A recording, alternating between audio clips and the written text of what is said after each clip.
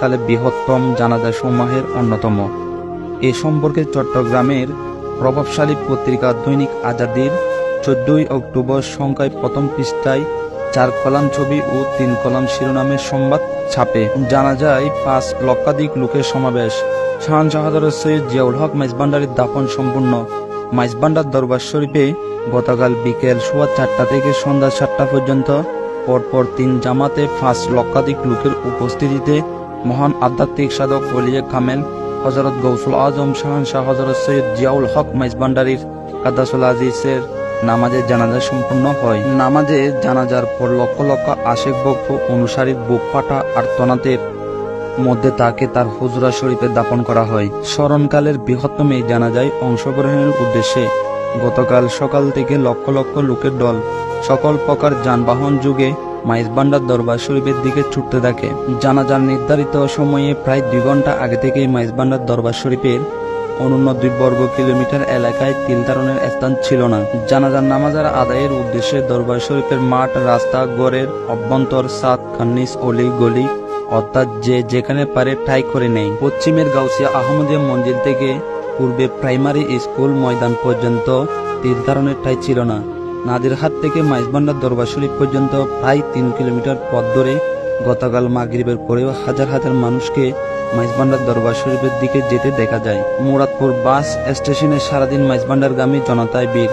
শাহজাহান হযরত সৈয়দ জিয়াউল হক মেজবান্ডারি কাদ্দাসুল আজিজ শেষবারের মতো এক নজর দেখার জন্য মানুষের ভিড় সামলানো দায়ী হয়ে পড়েছে। আইন শৃঙ্খলা রক্ষাকারীর সংস্থার সদস্যরা অসীম ধৈর্য সহকারে উক্ত জনতাকে সামলাতে গিয়ে হিমশিম খেয়ে যান। তাকে শেষবারের মতো দেখার জন্য অনন্তহীন লাইনে মুসলিম, হিন্দু, বৌদ্ধ তথা বাংলাদেশের সকল ধর্মাবলম্বী মানুষকে দেখা গেছে।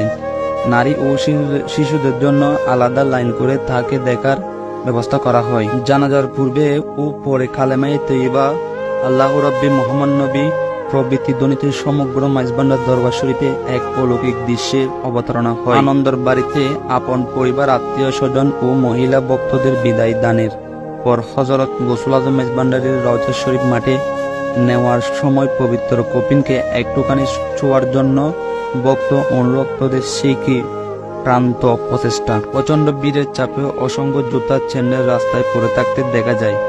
জানা যায় পরপর ইমামতি করেন মাইজবান্ডার শরীফ জামে মসজিদের ইমাম মাওলানা নুরুল আমিন হোসেন। জানাজা শেষে লক্ষ লক্ষ ভক্তের হাহাকারের পাহাড়ে ডিঙ্গিয়ে আর অশ্রু সাগর পেরিয়ে কফিন এলো তার হুজরা শরীফে।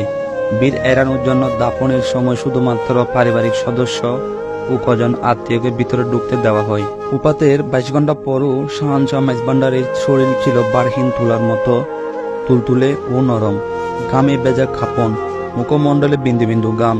বেশি মাটি কেটে গভীর গর্ত করায় কফিন থেকে নামাতে অসুবিধার জন্য চিন্তিত ছিলেন, কিন্তু ছাদ বাড়াতে চোখের পলকে ওজনহীন দেহটা মাটিতে শোয়ানো সম্ভব হয়। তিনি চলে গেলেন লোকচক্ষুর অন্তরালে। চারিদিকে 10 ফুট দেয়াল দিয়ে উপরে 3 ইঞ্চি ঢালাই করা হয়। মোর রওজা আপনা আপনি খাবাঘরের আকৃতি লাভ করে।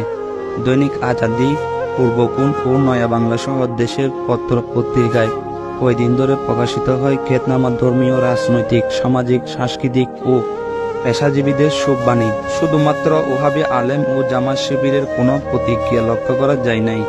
আশেক বক্তারা দেশ বিদেশে বহু স্মরণসভা আয়োজন করে এ মহা আত্মার স্মৃতি আরো উজ্জ্বল করে।